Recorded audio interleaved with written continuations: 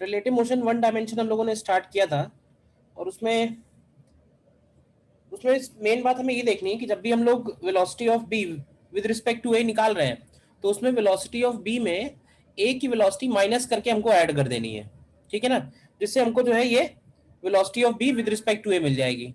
Event जिस time पे अकर हो रहा है उस टाइम, वो टाइम इस बात पे डिपेंड नहीं करेगा कि हम रिलेटिव फ्रेम में देख रहे हैं या ग्राउंड फ्रेम में देख रहे हैं, तो वो टाइम हम किसी के भी रिलेटिव में निकाल सकते हैं। लेकिन ये है कि हाँ, कैलकुलेशन में कई बार फर्क पड़ जाता है, जैसे यही प्रॉब्लम था, तो इसमें अगर हम रिलेटिव से करते हैं तो आसानी से हमको पता चल गया कि 2 सेकंड के बाद दोनों टकरा जाएंगे, और फिर निकाला कि 2 सेकंड में पोजीशन कहाँ होगी, तो पार्टिकल वन की पोजीशन पता चल गई 30 मीटर्स पे होगी। ठीक है, तो इसमें हम लोग और एक दो चीजें लिख लेते हैं।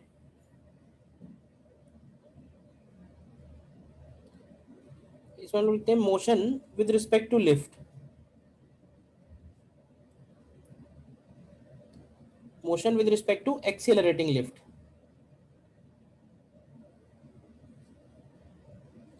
Motion with respect to accelerating lift. तो जैसे अगर मान लें कि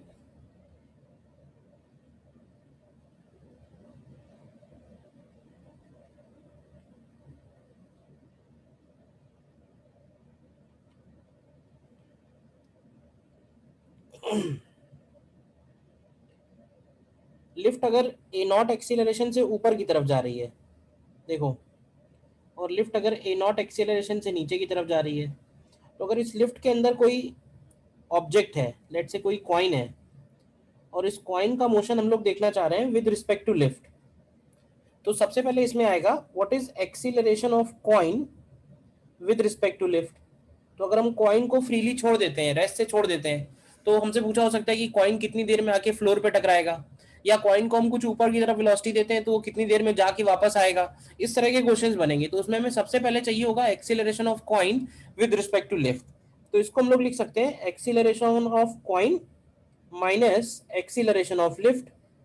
तो अगर तुम इसको देखो, एक्सीलरेशन ऑफ कॉइन हवा में आने के बाद उसका एक्सीलरेशन जी डाउनवर्ड होगा, और लिफ्ट अगर ए नॉट से ऊपर जा रही है तो उसको हम लोग ए नॉट लिखेंगे।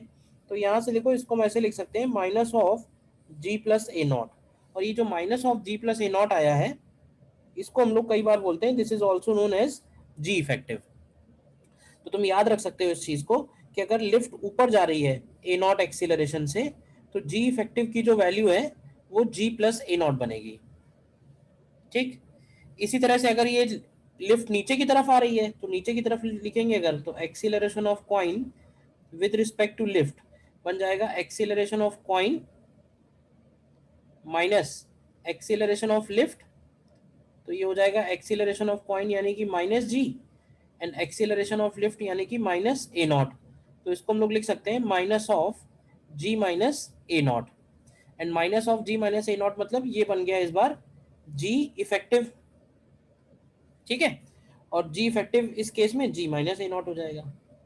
तो दो पॉपुलर केस हैं, लिफ्ट अगर एक्सीलरेटिंग अपवर्ड है, लिफ्ट अगर एक्सीलरेटिंग डाउनवर्ड है। ठीक है, इसको नोट करो, देखो एग्जांपल करते हैं इसके ऊपर।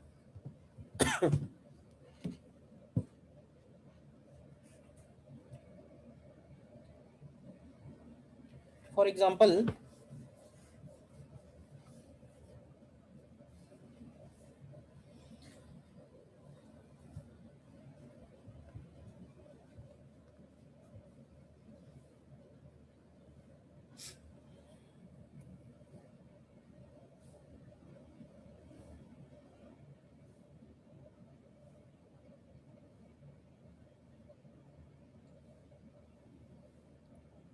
फॉर एग्जांपल मान लेते हैं कि ये लिफ्ट है, ये ऊपर जाना शुरू हुई 2 मीटर पर सेकेंड से टी इक्वल टू 0 पे। ठीक है, और इसका सीलिंग टू फ्लोर तक का जो हाइट है वो है 16 metre.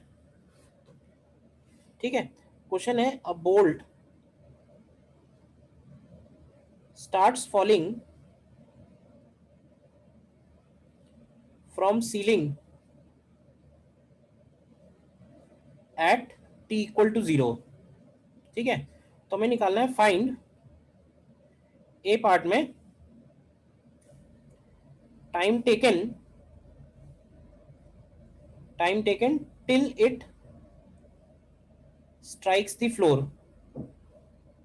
time taken till it strikes the floor. और बी पार्ट में हमको निकालना है displacement of coin with respect to ground during free fall. Displacement of coin with respect to ground during free fall. इसको try करोगे?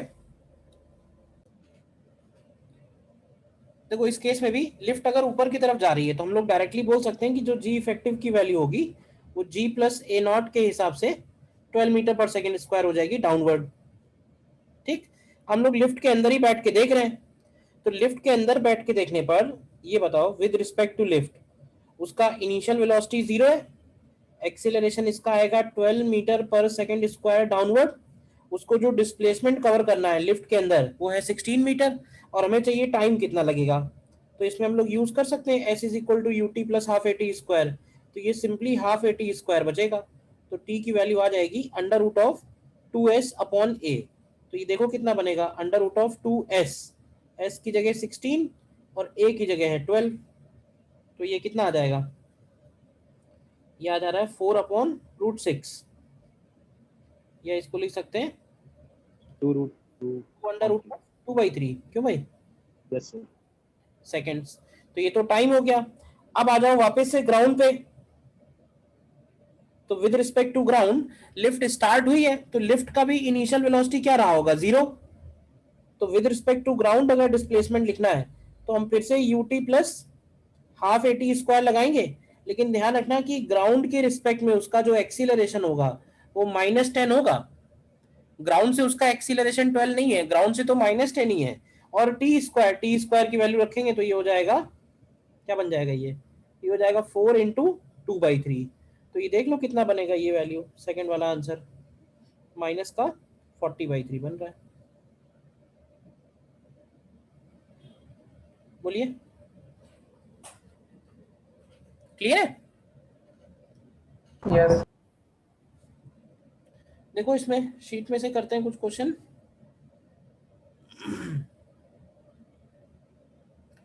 Simple question ही आए हुए जो आए हुए हैं इसके, तो जैसे ये देखो 7th क्वेश्चन है,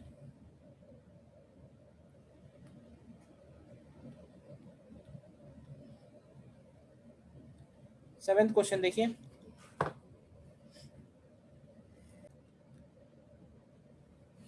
पर्सन क्लाइम्स अप अ स्टॉल्ड एस्केलेटर इन 60 सेकेंड्स, मतलब अगर एस्केलेटर रेस्ट पे है और वो चल रहा है तो मान लेते हैं कि डिस्टेंस उसको कवर करनी है s, d डिस्टेंस कवर करनी है s डिस्टेंस, तो d डिस्टेंस वो जब चढ़ के जा रहा है तो उसको टाइम लग रहा है 60 सेकेंड्स, तो इसको लिख सकते हैं d upon v1 is 60। But अगर वो खड़ा रहता है और एस्केलेटर चल रही है v2 स्पीड से तो उसको टाइम लग रहा है 40 सेकेंड्स। तो ये पहली इंफॉर्मेशन दी हुई है और ये दूसरी इंफॉर्मेशन दी हुई है। अब हमसे पूछा ये हुआ कि अगर वो how much time is taken by a person to walk up the moving escalator, तो when he climbs on moving escalator, तो बताओगे उसकी स्पीड क्या हो जाएगी? अगर एक्सकेलेटर भी चल रहा है v1 से और वो खुद भी चल रहा है v2 से, तो ग्राउंड से देखने पे उसकी रिजल्टेंट स्पीड क्या हो जाएगी? क्या उसकी resultant speed d upon v1 plus v2 हो जाएगी ना, और d upon v1 plus v2 निकालने के लिए v1 की वैल्यू रखो d बाई 60, v2 की वैल्यू रखोगे d बाई 40, तो ये सॉल्व करोगे तो 24 सेकेंड्स आ जाएगा। कर लिया सभी ने? बोलिए। Yes sir.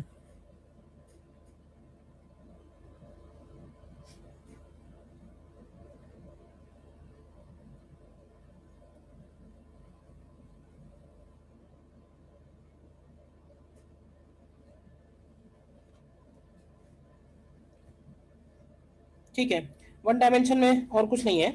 नेक्स्ट हम लोग आते हैं 2 डायमेंशन में, और 2 डायमेंशन में हमारा पहला जो इम्पोर्टेंट पॉइंट है वो है रिवर स्विमर प्रॉब्लम्स।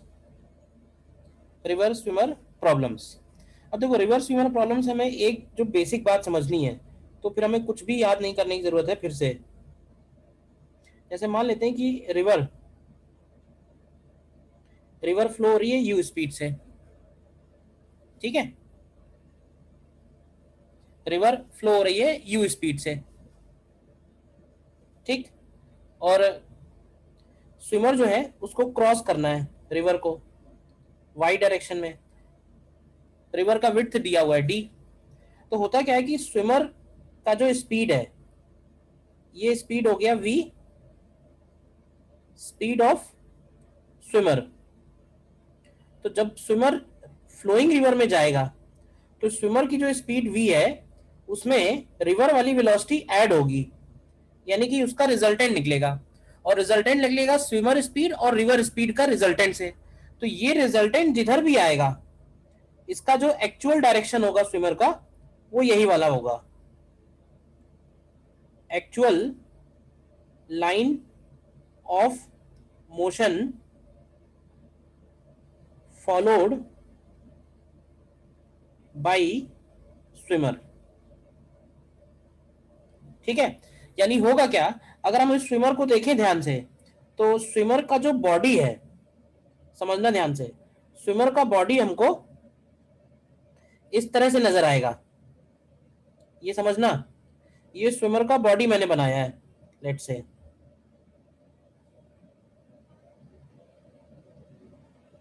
ये डायग्राम अगर आपको क्लियर हो जाएगा तो कोई डाउट ही नहीं है। बस मतलब स्विमर का जो बॉडी है वो एंगल बनाएगा थीटा, और ये वो एंगल होगा जिस डायरेक्शन में वो स्विम कर रहा है, मतलब वो अपने हिसाब से कौन से डायरेक्शन में स्विम कर रहा है वो एंगल है theta.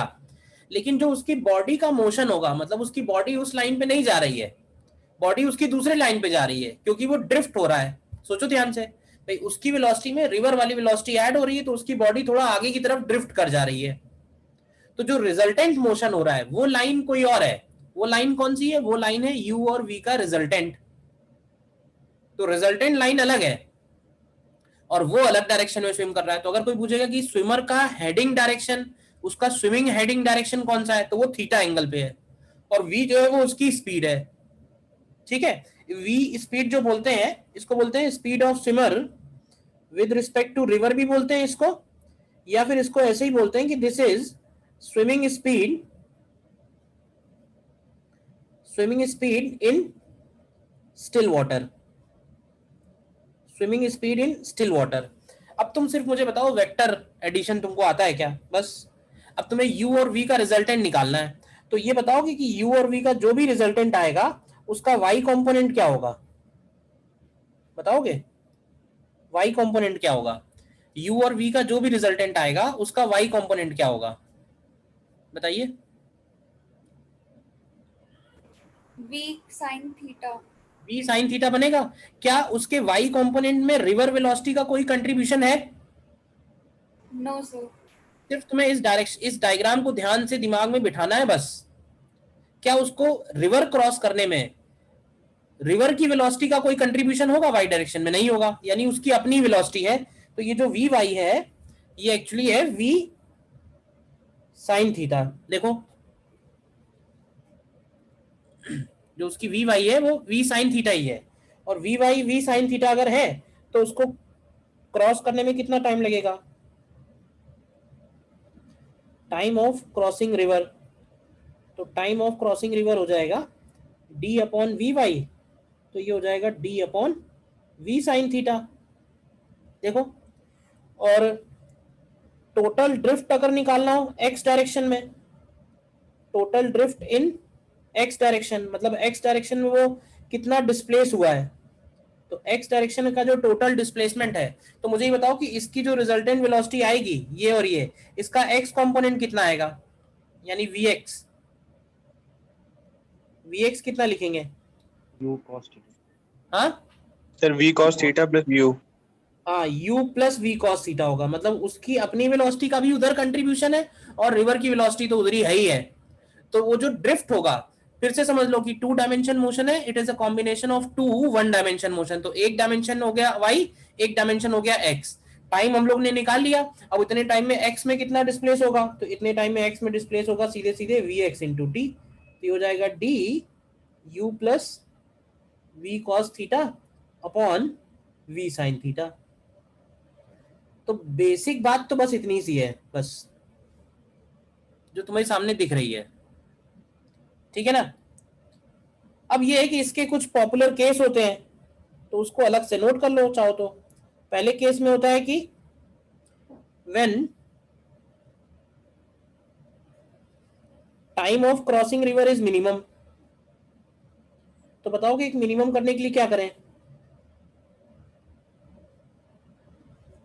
When time of crossing river is minimum, minimum time में क्रॉस करने के लिए थीटा क्या होना चाहिए, थीटा की वैल्यू 90 होनी चाहिए, तो वहां से तुम्हें मिनिमम टाइम मिल जाएगा। नोट कर लो मिनिमम टाइम कितना आएगा, मिनिमम टाइम आएगा डी अपॉन वी, और इस केस में उसका एक्स क्या आएगा, तो एक्स की वैल्यू देखोगे तो आएगी u d upon v, when time of crossing river is minimum. Second में जा रहा है when he wants to reach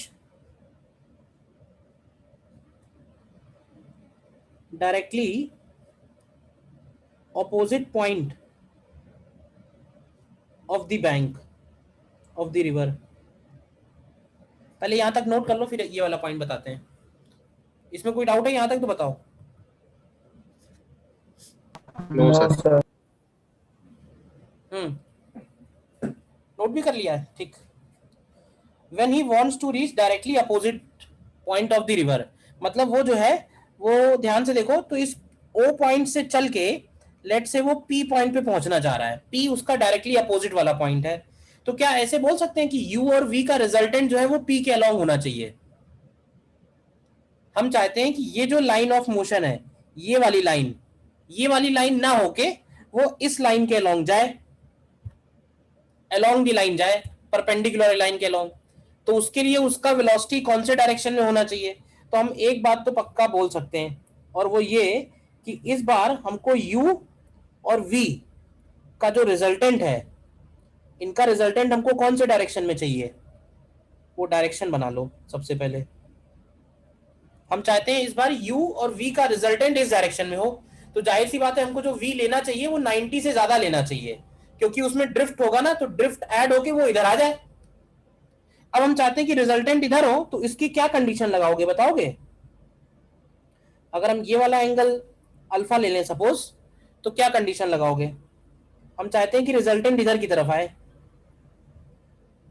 तो देखो एक बहुत छोटी सी बात है, अगर हम चाहते हैं दो वेक्टर्स का रिजल्टेंट किसी पर्टिकुलर लाइन के अलॉन्ग हो, तो इसका रिजल्ट ये है कि उसके परपेंडिकुलर वाले डायरेक्शन में इनके कंपोनेंट्स कैंसिल हो जाने चाहिए। अगर हम चाहते हैं रिजल्टेंट y डायरेक्शन में हो दो वेक्टर्स का, तो इनके x डायरेक्शन वाले कंपोनेंट्स कैंसिल हो जाने चाहिए।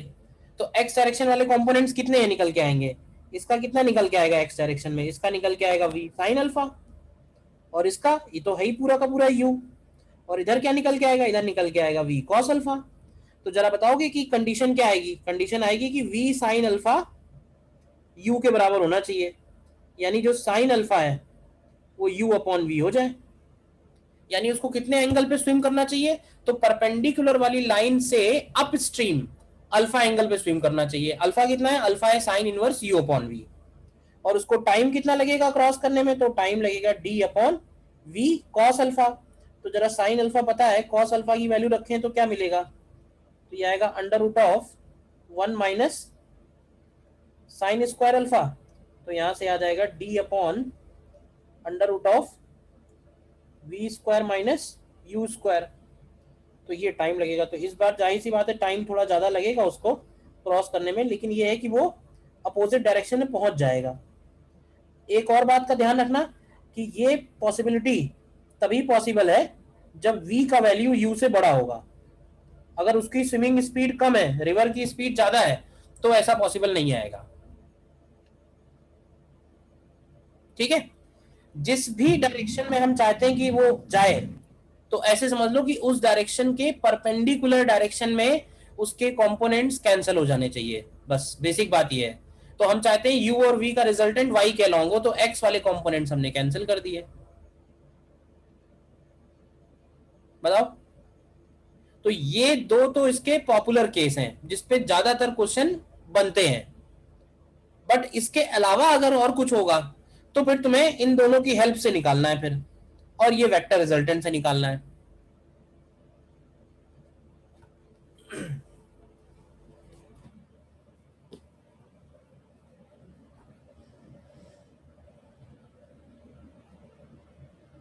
देखो पहले जो आए हुए हैं वो क्वेश्चन एक बार करके देख लो पहले।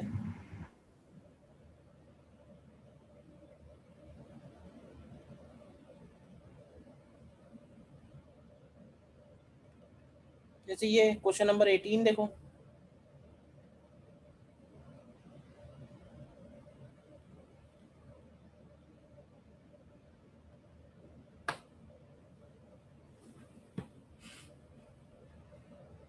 क्वेश्चन नंबर 18 देखिए।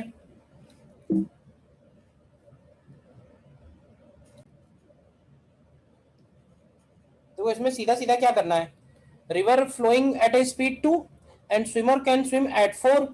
तो देखो रिवर की वेलोसिटी हो गई 2 किलोमीटर पर आवर इधर की तरफ, और हम चाहते हैं कि स्विमर जो है स्ट्रेट जाए। तो स्ट्रेट तभी जा सकता है जब स्विमर की जो स्पीड है यानी 4 किलोमीटर पर आवर वाली, वो इस परपेंडिकुलर लाइन से थोड़ा एंगल पे आए। बताओ, ये डायग्राम बना लो छोटा सा बस। अब हम चाहते हैं कि इन दोनों वेक्टर्स का रिजल्टेंट डॉटेड लाइन के अलॉन्ग हो। तो इन दोनों वेक्टर्स का रिजल्टेंट डॉटेड लाइन के अलॉन्ग होने के लिए मैंने कुछ कहा ना, कुछ याद थोड़े ना करना है। मान लो ये बीटा हो गया, तो इसका इधर वाला कंपोनेंट 2 हो जाना चाहिए। तो क्या लिखेंगे, 4 cos beta is equal to 2। तो यहां से आ जाएगा तुम्हें cos बीटा इज 1/2। तो यहां से बीटा कितना हो जाएगा, बीटा की वैल्यू आ जाएगी 60। लेकिन बीटा 60 है तो इधर से एंगल कितना होगा, थीटा। तो थीटा का वैल्यू 120 हो गया। बोलो क्या डाउट है, कोई डाउट इसमें? No sir. ठीक।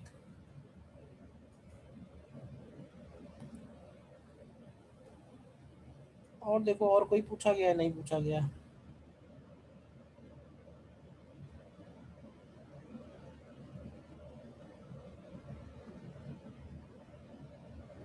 चलो मैं क्वेश्चन और भेज दूंगा, ठीक है ना। एक ही क्वेश्चन दिख रहा है इसमें तो। और तो देखो मैं एक क्वेश्चन दे रहा हूँ, वो करना। फॉर एग्जाम्पल एक हमारे पास रिवर है and river is flowing at a speed 5 kilometre per hour, ठीक। और रिवर का जो विड्थ दिया हुआ है, let's say width is given 2 kilometres.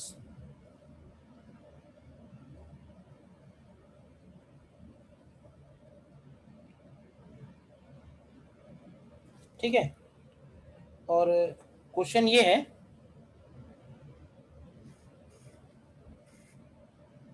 Swimmer wants to reach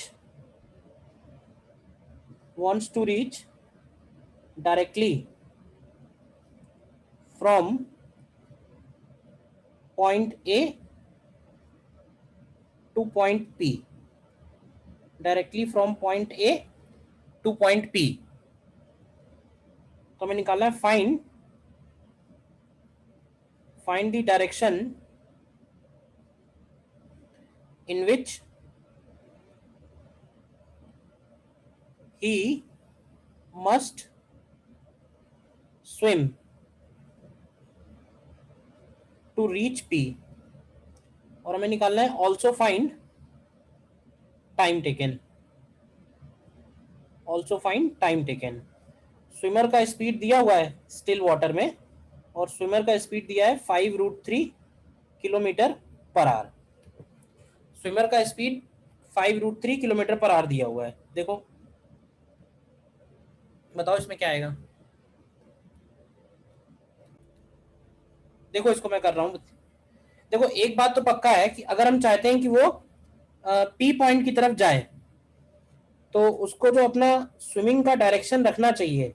अब देखो इधर तो हो गई रिवर की वेलोसिटी कितनी है 5 किलोमीटर पर आवर, तो उसको अपना जो डायरेक्शन रखना चाहिए वो एपी लाइन से भी थोड़ा उधर रखना चाहिए। अच्छा, कितना उधर रखना चाहिए तो मालूम नहीं है, तो एक काम करते हैं, इसको एज्यूम कर लेते हैं बीटा, और ये वैल्यू कितनी है, ये वैल्यू है 5√3 किलोमीटर पर आवर। बोलो, अब हम लोग ये चाहते हैं, ध्यान से देखो, कि इन दोनों वेक्टर्स का रिजल्टेंट इस एपी लाइन के अलॉन्ग हो। तो मैंने अभी एक बात बोली थी छोटी सी, कि अगर हम चाहते हैं कि दो वेक्टर्स का रिजल्टेंट किसी पर्टिकुलर डायरेक्शन में हो, तो उसका तरीका ये है कि उसके परपेंडिकुलर डायरेक्शन में उनके कंपोनेंट्स कैंसल हो जाएं। तो ये मैंने डायरेक्शन बनाया हुआ है जो एपी के परपेंडिकुलर है। अब क्योंकि ये एपी के परपेंडिकुलर है, तो ये वाला एंगल 30 डिग्री होगा।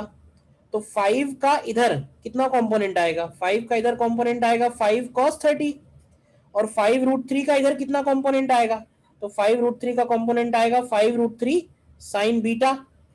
तो अगर हम चाहते हैं कि ऐसा हो, तो ये दोनों तो डेफिनेटली इक्वल होने चाहिए। तो यहां से कंडीशन आएगी 5√3 sine beta is equal to 5 cos 30। तो यहां से साइन बीटा कितना आता है, साइन बीटा देखो यहाँ से 1/2 आ जा रहा है, यानी बीटा का वैल्यू 30 डिग्री आ जा रहा है। तो बीटा 30 डिग्री का मतलब ये हो गया कि ये 150 डिग्री हो गया। कहाँ से, फ्रॉम रिवर फ्लो डायरेक्शन। बोलो, अच्छा क्वेश्चन है, बट जितनी बातें बताई हैं बस उसको तुम्हें दिमाग में बिठाना है किसी तरीके। अब टाइम कितना लगेगा, तो एक काम करो कि इस डायरेक्शन में क्या कंपोनेंट है, वी वाई। तो अगर तुम वी वाई निकालोगे तो वी वाई आएगा 5√3 cos ऑफ 30 + 30, आएगा कि नहीं आएगा। और वाई डायरेक्शन में यानी ये हो जाएगा 5√3/2, और वाई डायरेक्शन में डिस्प्लेसमेंट कितना कवर करना है, 2 किलोमीटर। तो टाइम कितना हो जाएगा, सीधे सीधे टाइम हो जाएगा d/vy, ये हो जाएगा 2/5√3/2, तो ये आ जाएगा 4/5√3 आवर्स। हो गया आंसर। बस बोलिए, ये बात समझ में नहीं आ रही है कि परपेंडिकुलर डायरेक्शन में कंपोनेंट कैंसिल कर दो तो रिजल्टेंट एपी के अलॉन्ग हो जाएगा। बताओ।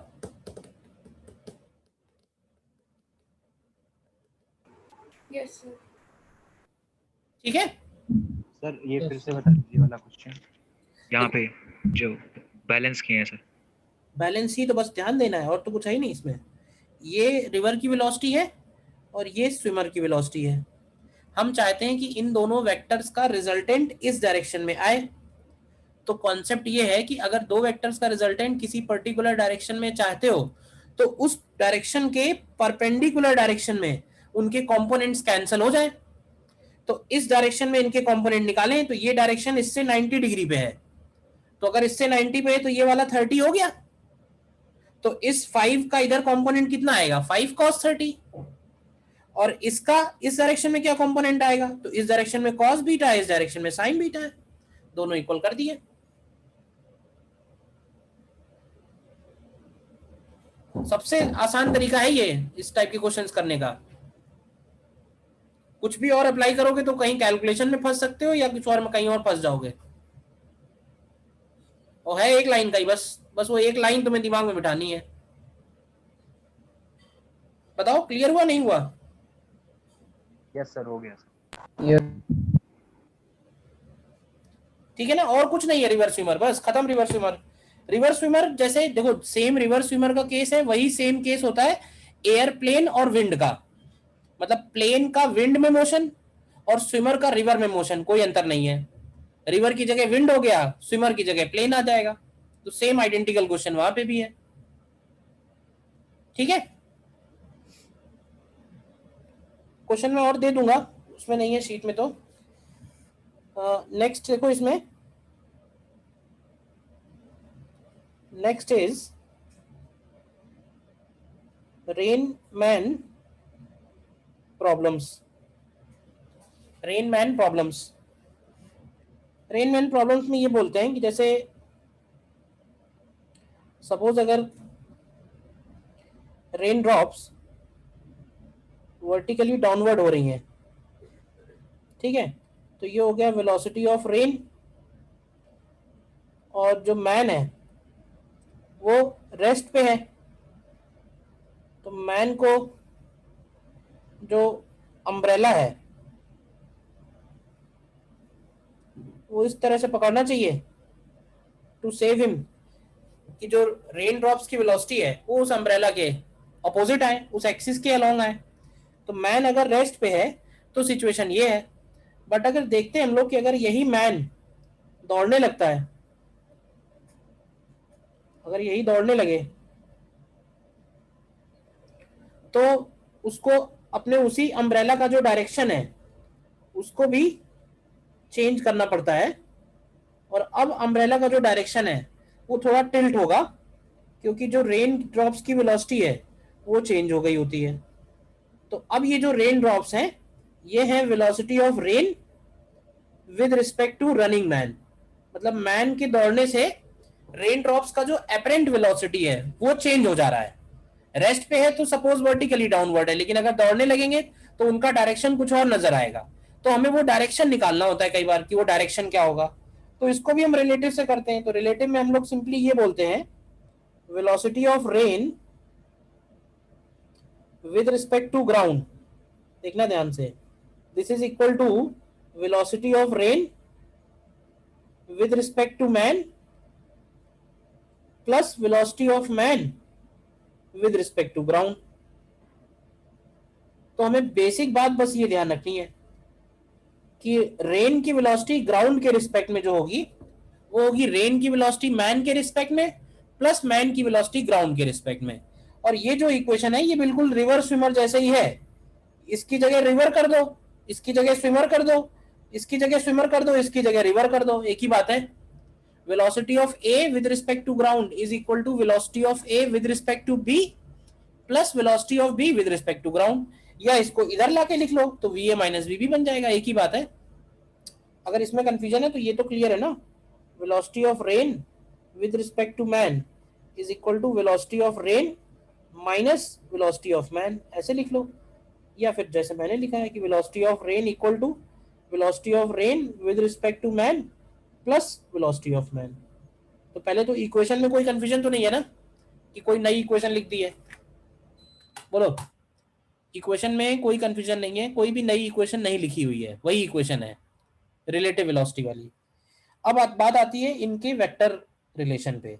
वेक्टर रिलेशन ये कहता है कि जैसे मान लो कि rain with respect to ground vertically downward अगर है, ठीक है, तो ये जो वेक्टर है ये चेंज नहीं होगा, ठीक है ना। This vector will not change due to running man, मतलब मैन के दौड़ने से ये वाला वेक्टर नहीं चेंज होने वाला है। तो अगर मान लेते हैं कि मैन इधर की तरफ दौड़ना शुरू कर रहा है तो ये मैंने एक वेक्टर बना दिया velocity of man with respect to ground. तो ये जो रिजल्टेंट है ये चेंज होना नहीं है। तो अगर ट्रायंगल लॉ से रिजल्टेंट लिखें कि ये वाला जो रिजल्टेंट है वो rain with respect to man और man with respect to ground का सम बन रहा है, तो ये जो वेक्टर है वो ये वाला वेक्टर हो गया। तो हमें ये वेक्टर ढूंढना है कहाँ होगा। तो हम ऐसे बोल सकते हैं कि इस वेक्टर में अगर हम ये वाला वेक्टर ऐड करें, ये वेक्टर, तो ये जो वेक्टर बनेगा ये बनेगा rain with respect to man, बनेगा कि नहीं बनेगा। तो बस इसको यहाँ से यहाँ ज्वाइन कर देते हैं। तो ये हो गया velocity of rain with respect to man. तो तुम देख सकते हो कि velocity of rain with respect to man में उसको कुछ एंगल पे रेन ड्रॉप्स अपीयर हो रही है, और ये एंगल हम लोग बाद में इसी ट्रायंगल से निकाल पाएंगे। बेसिक बात ये है इसमें ध्यान रखने वाली कि ये वेक्टर चेंज नहीं होगा। तो सबसे पहले तुम इस वेक्टर को ही ड्रॉ कर लो, ठीक है, गिवन है तो, नहीं गिवन है तो भी अननोन के फॉर्म में। और इस वेक्टर को फिर हम चेंज नहीं करेंगे। कहने का मतलब है कि देखो मैन इधर जा रहा है तो उसको अपीयर ये वाली वेलोसिटी हो रही है। अगर मैं कहूँ कि नहीं मैन इधर नहीं जा रहा, मैन इधर जा रहा है, तो मैन अगर इधर जाएगा तो उसको इधर वाली अपीयर होगी। या बोले मैन एंगल पे जा रहा है, मैन इधर जा रहा है तो उसको क्या अपीयर होगा, तो उसको ये अपीयर होगा। मैन इधर जा रहा है तो उसको क्या अपीयर होगा, तो उसको ये अपीयर होगा। कहने का मतलब समझ दो कि वो दो चेंज हो रहे हैं बट एक वेक्टर है जो चेंज नहीं हो रहा है, बस यही इसका कॉन्सेप्ट है। देखो हर प्रॉब्लम में एक समझ लो एक नब्ज है, तो बस उसकी नब्ज यही है, तो अगर तुमने ये ठीक से पकड़ ली तो बस चाहे जहां मैन कहीं भी जा रहा हो, इधर जा रहा हो, तो उसको ये अपीयर होगा। बात समझ में आई या नहीं, बताओ पहले। Yes Yes, sir. ठीक, तो देखो इसमें नोट कर लो, करते हैं प्रॉब्लम बस।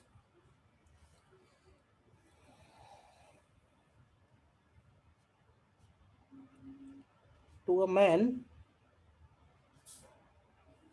running horizontally at 5 kilometer per hour, raindrops appear to be falling vertically downwards at 4 kilometre per our. तो हमें निकालना है find actual velocity of rain drops. Actual velocity मतलब उसका हमें वेलोसिटी स्पीड भी निकालना है और हमें उसका डायरेक्शन भी बताना है। देखो जैसा जैसा कहता जा रहा है वैसे वैसे करते जा रहे हैं। कह रहा है to a man running horizontally, तो मैन इज रनिंग हॉरिजॉन्टली, ठीक है। तो ये हो गया man with respect to ground, कितनी वेलोसिटी हो गई, तो इसकी वेलोसिटी हो गई 5। And rain drops appear to be falling vertically downward, तो जो अपीयर वाला वेक्टर होता है वो इसके हेड से बनाते हैं हम लोग। तो रेन ड्रॉप्स का जो अपीयर वाला है वेक्टर वो ये वाला हो गया। तो rain with respect to man ये वाला वेक्टर हो गया 4। तो इसका मतलब एक्चुअल वेलोसिटी कौन सी होगी, एक्चुअल वेलोसिटी इस बार ये वाली है। तो इस बार रेन ड्रॉप्स पहले से ही कुछ एंगल पे हो रही हैं, तो वो एंगल पे क्यों हो रही होंगी, तो हो सकता है कि विंड विंड ब्लो की वजह से हो रही हो, तो वो मतलब नहीं है, वो तो जैसे दिया वैसे करेंगे। तो इस वेक्टर का लेंथ निकालना है और हमको ये वाला एंगल निकालना है। क्यों भाई, आ जाएगा।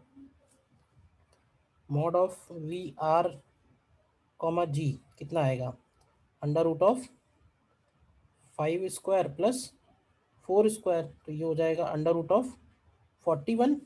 और डायरेक्शन क्या बोलेंगे, at an angle theta equal to tan inverse 5/4 with vertical. बोलो, at an angle theta equal to tan inverse 5/4 with the vertical.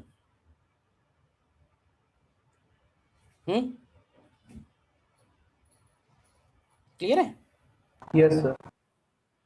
Yes, sir. Question आए करते हैं। ये एक अच्छा क्वेश्चन है, देखो 37।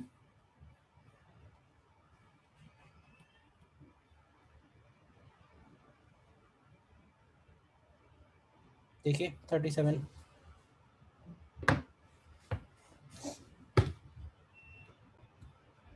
देखो इसमें फिर से मैं कहूंगा जैसे कह रहा है वैसे वैसे करते जा रहे हैं। कह रहा है when car is at rest driver sees the rain drops falling on it vertically, यानी कि रेन ड्रॉप्स का एक्चुअल डायरेक्शन वर्टिकल है, ठीक। Sorry sir, √3 - 2। ठीक है, तो ये हो गया रेन ड्रॉप्स का actual direction, velocity of rain with respect to ground. फिर कह रहा है when driving the car with speed v he sees that the raindrops are coming at an angle 60 degree with horizontal। तो देखो जब वो v speed से जा रहा है तो रेन ड्रॉप्स की जो वेलोसिटी है वो हॉरिजॉन्टल से 60 डिग्री है, तो यानी ये वाला एंगल 60 डिग्री है।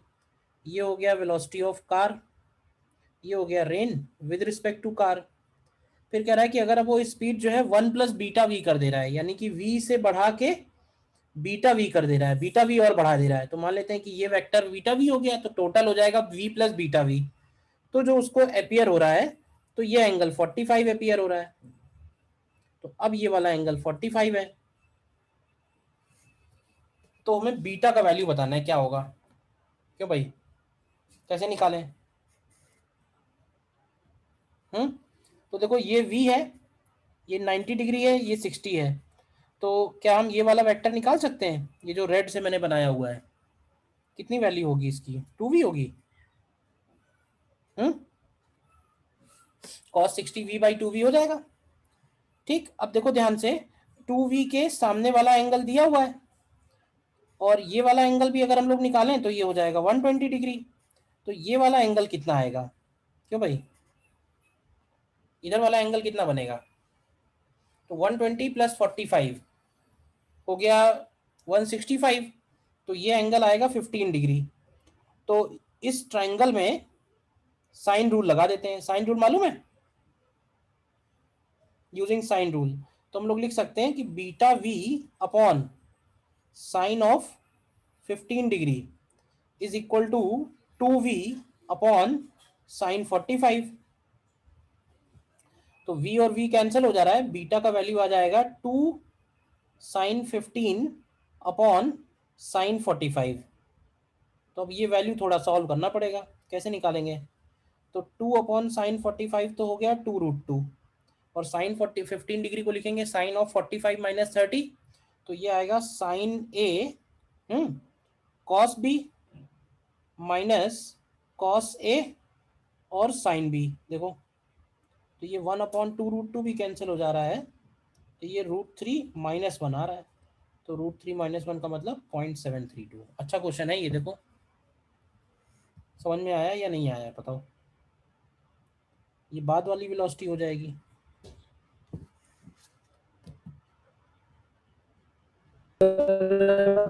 लास्ट वाला। बेटा आवाज आपकी क्लियर आई नहीं है।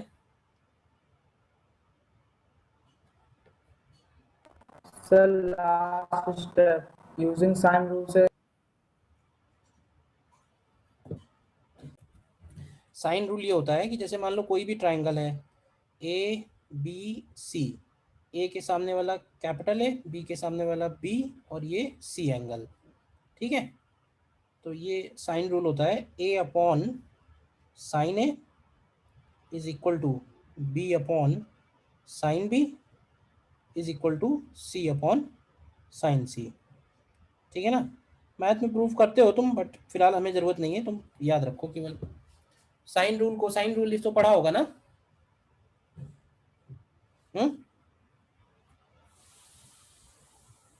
Yes sir.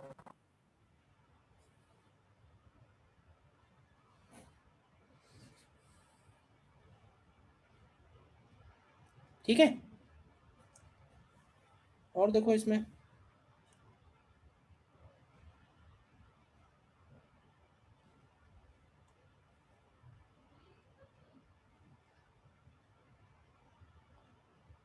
रिलेटिव ज़्यादा नहीं है वैसे।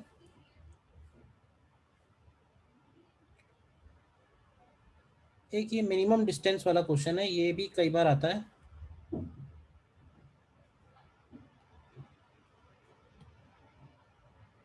चलो इसको पहले थ्योरी थोड़ा बता देते हैं, रिवर स्विमर हो गया, रेन मैन हो गया, ठीक है? और नेक्स्ट हम लोग देखेंगे concept of minimum distance. Concept of minimum distance oblique collision. देखो, अगर दो पार्टिकल मूविंग है, देखना ध्यान से, suppose X axis, Y axis, ये एक पार्टिकल है r1 वेक्टर पे, इसकी वेलोसिटी है v1, और ये एक पार्टिकल है r2 वेक्टर पे और इसकी वेलोसिटी है v2।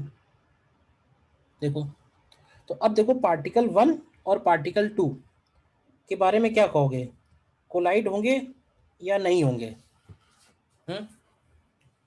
पार्टिकल 1 और पार्टिकल 2 कोलाइड होंगे या नहीं होंगे?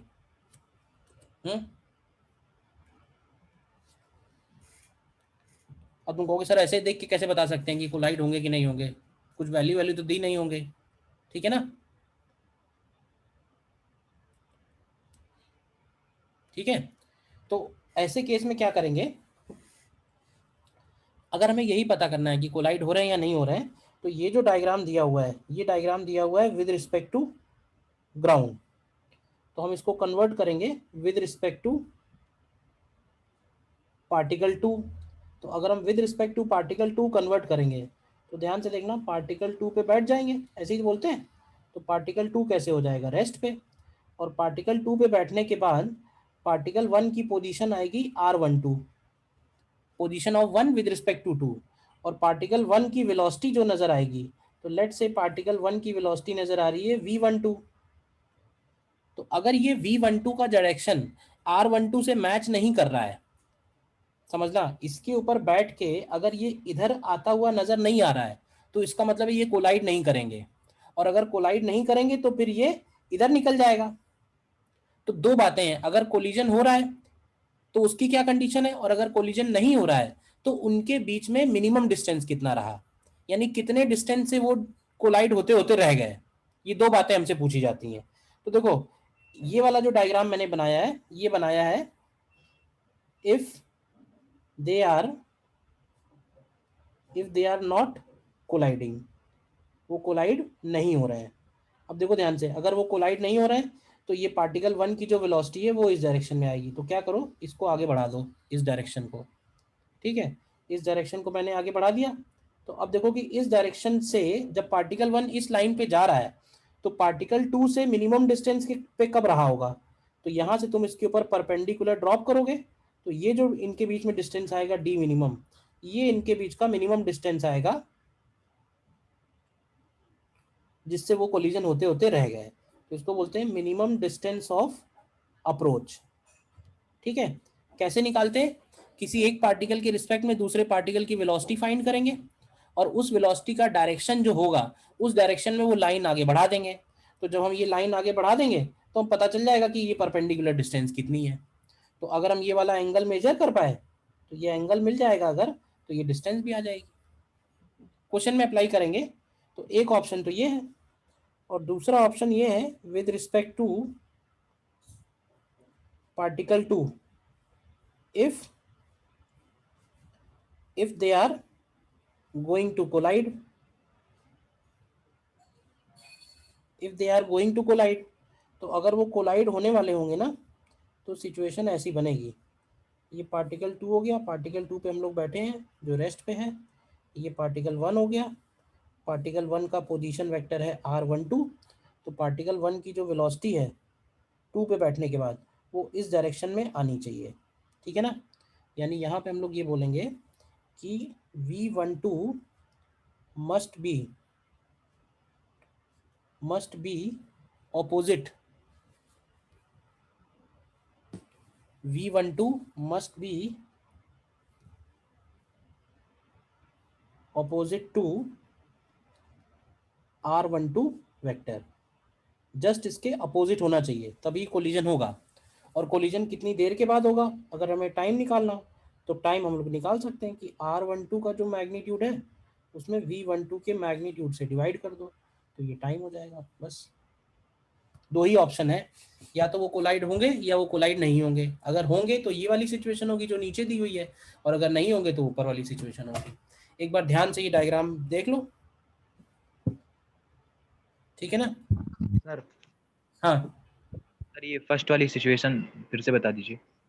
देखो, सिचुएशन तो इस पे बैठने के बाद इसकी वेलोसिटी निकालनी है तुमको 1 की, तो अगर 1 की वेलोसिटी इस लाइन पे आ रही है, इस लाइन का मतलब ये है कि R12 पे नहीं आ रही है, R12 के अलॉन्ग नहीं आ रही है, तो बस इस लाइन को तुम्हें आगे बढ़ा देना है, इस लाइन पे पार्टिकल 1 जाएगा।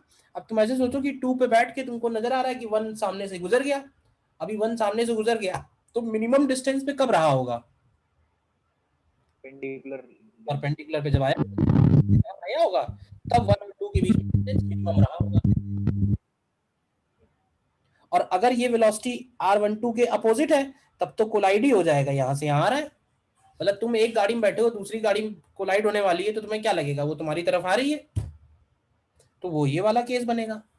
और अगर तुम्हारी तरफ नहीं आ रही है तो इसका मतलब कोलिजन नहीं हो रहा है।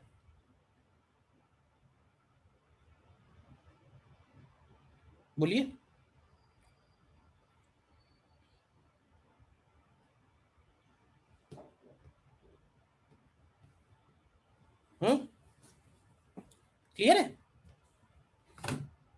Yes sir. देखो जैसे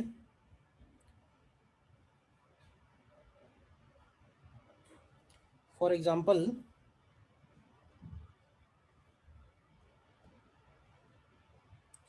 पार्टिकल 1 पार्टिकल 2, पार्टिकल 2 की वेलोसिटी इधर की तरफ दी हुई है, लेट्स से 50 मीटर पर सेकेंड, ठीक है, एट एन एंगल 60 डिग्री, ठीक। और पार्टिकल 2 की वेलोसिटी दी हुई है at an angle 30 degree, V velocity दी हुई है सपोज। इनके बीच का डिस्टेंस दिया हुआ है लेट्स से 1000 मीटर्स, ठीक। तो हमें निकालना है find v such that they collide after some time, ठीक है। और ऑल्सो फाइंड टाइम टेकन, निकालो क्या आएगा, ऑल्सो फाइंड टाइम टेकन, कितनी देर के बाद कोलाइड होंगे। देखो सिंपली तुमको अभी मैंने एक बात ही बोली थी, अगर हम चाहते हैं कि ये दोनों वेक्टर्स ये दोनों आगे जाके टकरा जाएं, तो ध्यान से तुम देखो कि जिस पॉइंट पे टकराएंगे क्या दोनों का वाई कोऑर्डिनेट सेम होगा, यस और नो, वाई कोऑर्डिनेट सेम होगा। तो इसका मतलब ये होगा Yes, sir. पॉसिबल है जब उनके वाई डायरेक्शन की वेलोसिटी सेम हो, ऐसा तभी पॉसिबल होगा जब उनके वाई डायरेक्शन की वेलोसिटी सेम हो। या हम ऐसे भी बोल सकते हैं कि अगर हम चाहते हैं ये दोनों कोलाइड हो, तो कोलाइड तभी होंगे जब इस लाइन ज्वाइनिंग के परपेंडिकुलर वाले कंपोनेंट्स बराबर हो जाएं। ये भी एक पॉइंट है कि टू पार्टिकल्स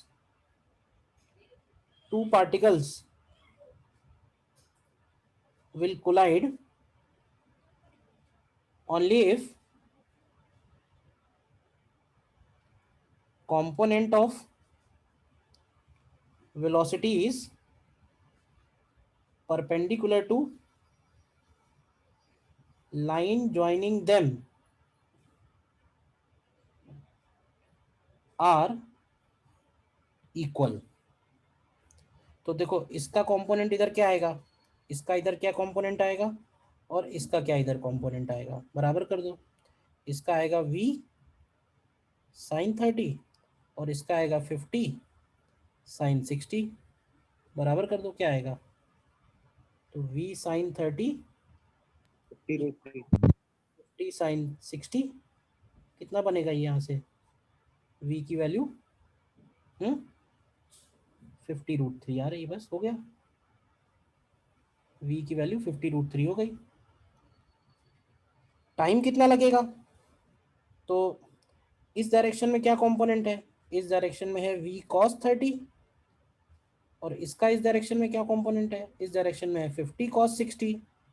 तो इनकी रिलेटिव वेलोसिटी क्या होगी, approach velocity along line joining them, approach velocity along line joining them, तो वो अप्रोच वेलोसिटी होगी v cos 30 माइनस 50 cos 60। तो यहाँ रख दो वैल्यू, क्या बनेगा, तो ये होगा 50√3 इंटू cos 30 माइनस 50 इंटू 1/2, तो कितना आएगा, 50 आ जाएगा। तो टाइम कितना लगेगा, तो टाइम हो जाएगा 1000/50 यानी कि 20 सेकेंड्स, हो गया आंसर। देखो कितनी देर के बाद कोलाइड होंगे और कोलाइड होने के लिए वेलोसिटी क्या होनी चाहिए, बताइए। अच्छा कॉन्सेप्ट है, क्लियर है या नहीं क्लियर है। सर ये टाइम जो निकाले हैं v cos 30 माइनस 50, हाँ हाँ भाई हम ये कह रहे हैं इधर वाले कंपोनेंट तो इनके इक्वल हैं, तो उनको तो हटा ही दो। अब तुम्हारे सामने क्वेश्चन ये हो गया कि एक पार्टिकल इधर जा रहा है v cos 30 से और एक पार्टिकल इधर जा रहा है 50 cos 60 से, y वाले कंपोनेंट तो बराबर है तो उसको तो हटा ही दो। ओके तो सर। ये बताओ, ये दोनों अगर वापस आ रहे हैं तो कौन सी वेलोसिटीज की वजह से आ रहे हैं? इन्हीं वेलोसिटीज की वजह से तो आ रहे होंगे। आपका माइक बहुत डिस्टर्ब कर रहा है बेटा, दूसरे डिस्टर्ब होने लगते हैं। तो 1 और 2 के बीच का जो डिस्टेंस है वो कम हो रहा है। 1 और 2 के बीच का डिस्टेंस किस रेट से कम होगा? तो इन दोनों का रिलेटिव वेलोसिटी निकालो, क्या आएगा? तो रिलेटिव वेलोसिटी कैसे निकालते हैं? v1 माइनस वी करेंगे, तो वही किया है v1 minus we.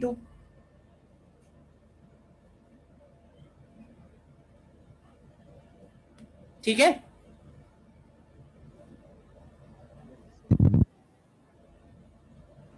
Yes, sir. Yes, sir. और देख लो एक क्वेश्चन।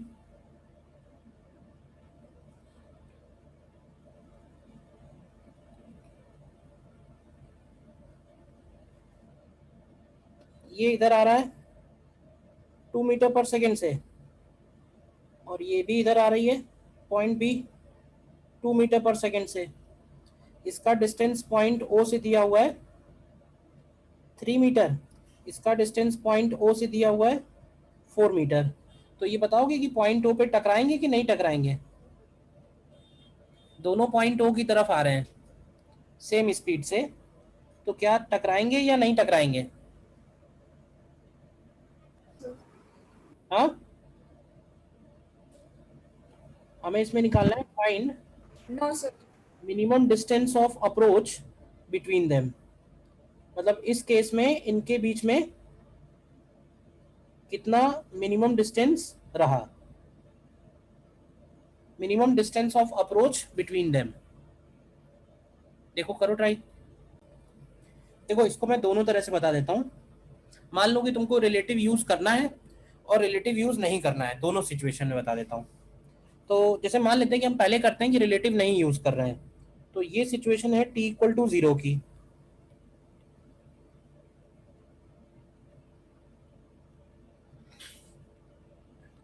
ये सिचुएशन है t इक्वल टू 0 की। तो ये बताओगे कि थोड़ी देर के बाद ये कहाँ पहुंचेंगे, कितना डिस्टेंस ट्रैवल कर लेंगे?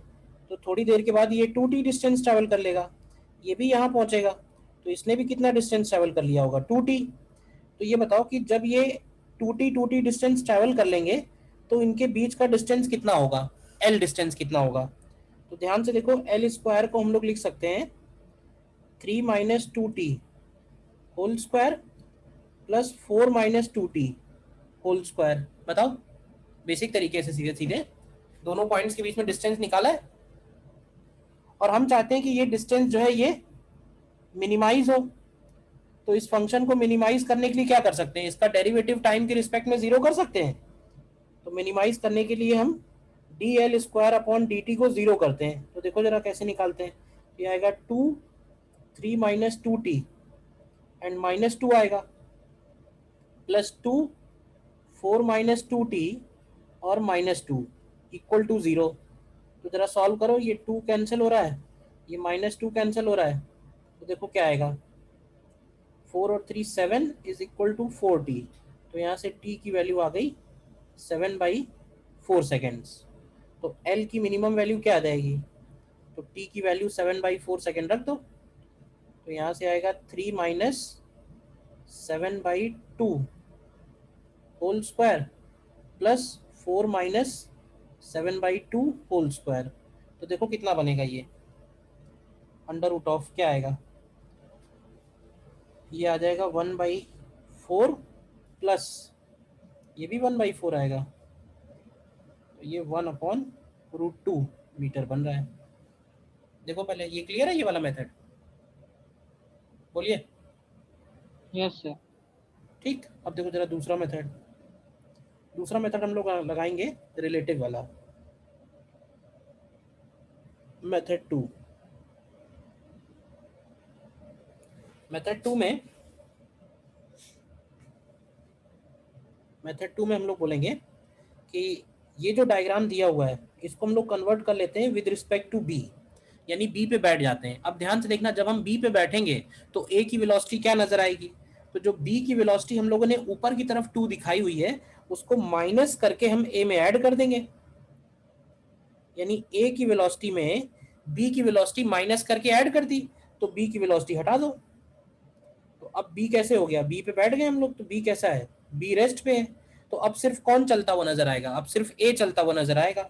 और ए कौन से डायरेक्शन में जाएगा, तो क्योंकि उसकी वेलोसिटी 2 और 2 है, तो 2 और 2 होने की वजह से ये जो ए है ये 45 डिग्री वाली लाइन पे 2√2 वेलोसिटी से जाता हुआ नजर आएगा। बताओ यस और नो। ए बी पे बैठने के बाद ए इस लाइन पे चलता हुआ नजर आएगा, देखो ध्यान से। तो हमें चाहिए कि बी से अगर हम इस पे परपेंडिकुलर ड्रॉप करेंगे तो इस परपेंडिकुलर की लेंथ क्या आएगी, यही डी मिनिमम है। तो ये परपेंडिकुलर का लेंथ निकालने के लिए देखो ध्यान से, अगर हम यहां से इस पे ये ज्वाइन करें तो क्या ये वाला लेंथ 5 मीटर होगा और ये वाला एंगल 37 होगा, यस और नो बताओ। तो अगर ये 37 है, ये 45 है, तो ये वाला एंगल 8 डिग्री हो जाएगा। तो डी मिनिमम को कितना लिखेंगे, तो डी मिनिमम को लिखेंगे 5 साइन 8 डिग्री। अब साइन 8 डिग्री कैसे आएगा, तो साइन 8 डिग्री निकालने के लिए इसको हम साइन ऑफ 45 माइनस 37 कर सकते हैं। तो ये बनेगा 5 sine A into cos B minus cos A और साइन बी। तो यहाँ से देखोगे तो ये आ जाएगा 5 इंटू 1/5√2। तो यहाँ से भी तुम्हें आंसर 1/√2 मिल जाएगा। देखो समझ में आया या नहीं आया, समझ में बताओ कौन सा स्टेप मुझे दोबारा बताना है। प्रोसेस वही लगाया है, बी पे बैठ के ए की वेलोसिटी निकाली है और ए जिस लाइन पे चल रहा है वो लाइन ड्रॉ कर दी है, उस लाइन पे हमने बी से परपेंडिकुलर ड्रॉप कर दिया है, उस परपेंडिकुलर की लेंथ हमको निकालनी है। अब ज्योमेट्री बची है केवल।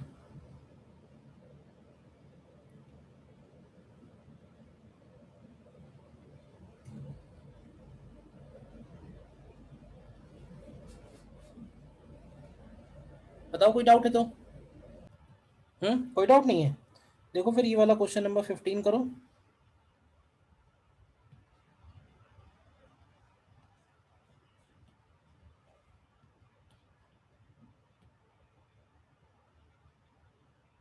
देखिए इसको,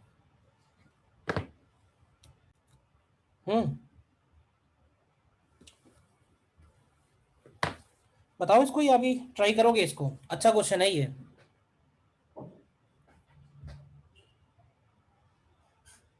सर ट्राई कर रहे हैं।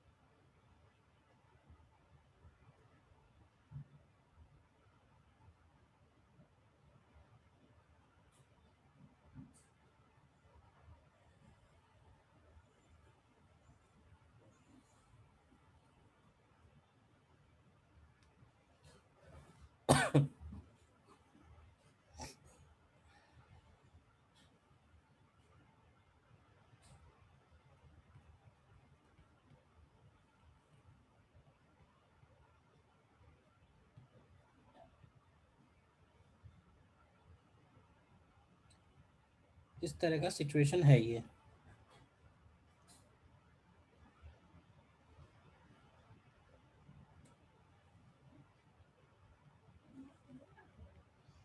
ठीक है, तो ये तो सिचुएशन है ग्राउंड से।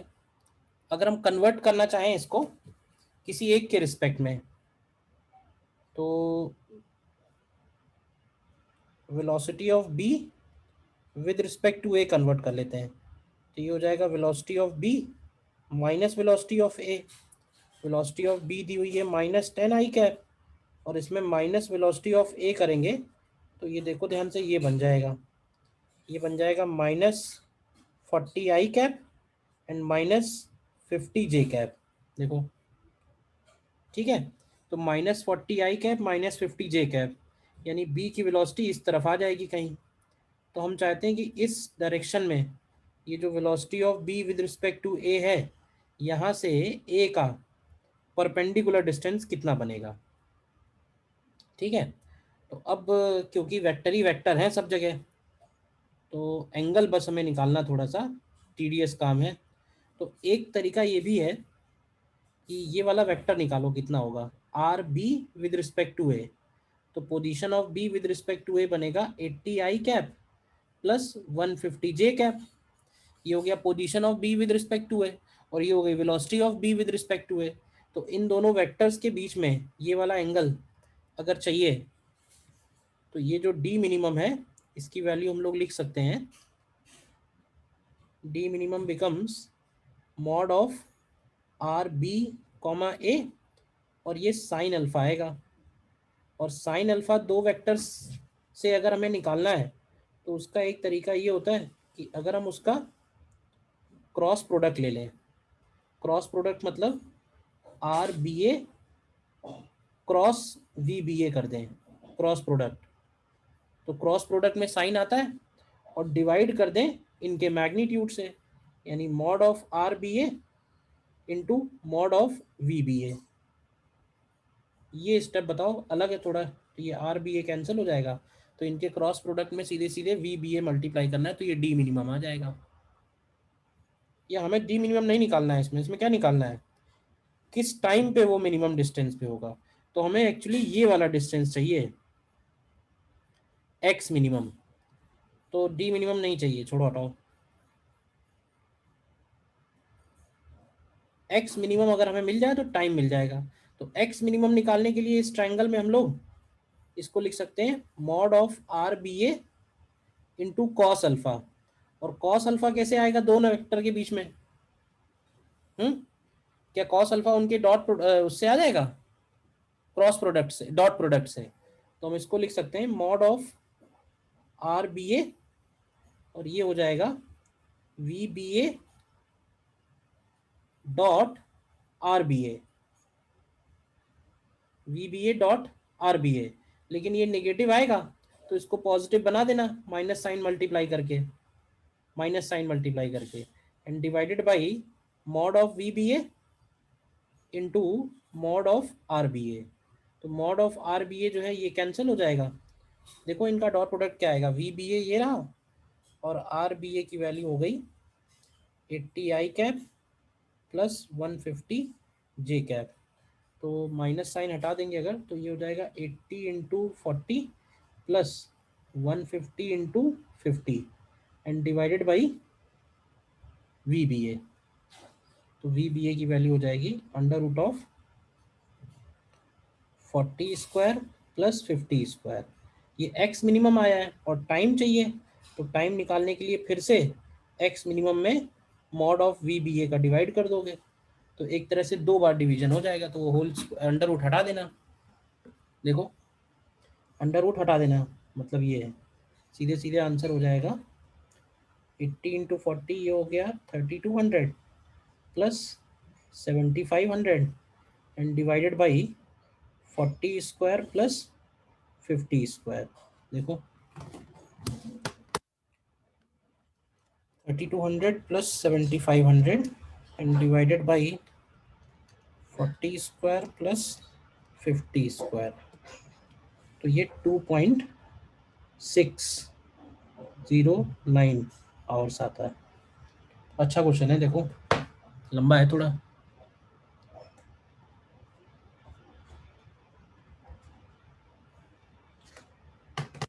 बोलिए कहाँ पे नहीं समझ में आया, ये वाला स्टेप क्लियर है यहाँ पे जो किया हम लोगों ने।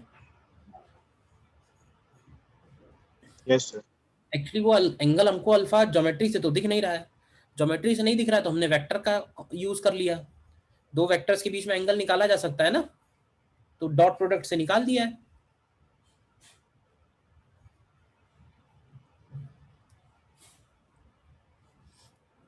ठीक है, तो काइनेमेटिक्स में यहाँ तक पे खत्म होता है सारा। नेक्स्ट हमारा टॉपिक फिर लॉज ऑफ मोशन होगा। क्वेश्चंस में कुछ और भी भेज दूंगा आपके करने के लिए रिलेटिव में, ठीक है। और प्लस आप ये वाला डीपीपी नंबर 2 अब कंप्लीट कर सकते हो। तो जो भी डाउट्स होंगे डीपीपी 2 के वो भी मुझे ग्रुप पे ही बता देना। क्लियर? Yes, sir.